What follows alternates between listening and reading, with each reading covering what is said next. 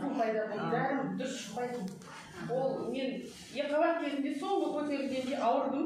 Ол кезде айтты, сен енді шағырмаң жақсы батыр деді. Одан емтезді босанғасын емдесен деп сол бүйректен зәрге айта берген трубкам майсыз қатырса спайк болып содан мына жағым ауыр емес, мына жағым ауыр емес, бұл емес, мынау я сосын гидронефроз су жиналып тұр, диаметрі 13 болып қалған үйден көрінбейді, емеден көрінбейді, бұл несі ұқтыра түсіп 15-ші не болды, майданы қайта-қайта 2-3 рет судырып температура бөліп құладым. Срочно жасау керек болды дедім.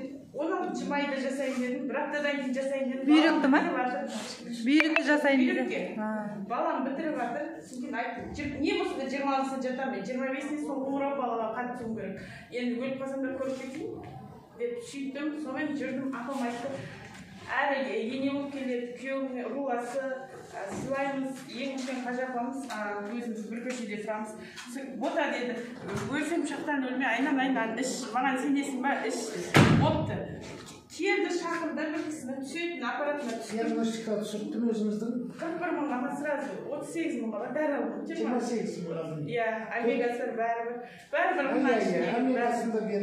Маған бірақ айтты, мұнан пока бермеймін деді, урологический тоникті.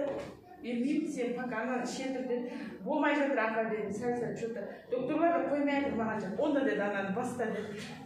Ударный дозамен іштім ғой. Мужской тоникті ма? Мужской тоникті. Енді ішім бәрін қыстырады ғой енді. Дәретке де барам, мияққа да барам. Ол бұғай болып қалды бәрі. Қуанып кеттім өзім. Без операция жақсы болып Без операция жақсы. Без операция жақсы болды. Өзеге барып емес. Сөйтсем түскені 5-ке түсіпті. Одан сайын қуанып кеттім. Мужской тоникті ударный дозада ішкен. Бұнда дәрім табылды ғой, үйде бар, әкетеді. Өзі уақытын бөлмаған сен 2 келін шығып, енді азайт деді. 3 жүріп, енді 2-ден іш. Енді дозасын азайт. Тек қазір әншіке бардым, соңғысын кеше. Бүгін шайлап 3 жерден тоникті алдым кешесінде. Азайт керек.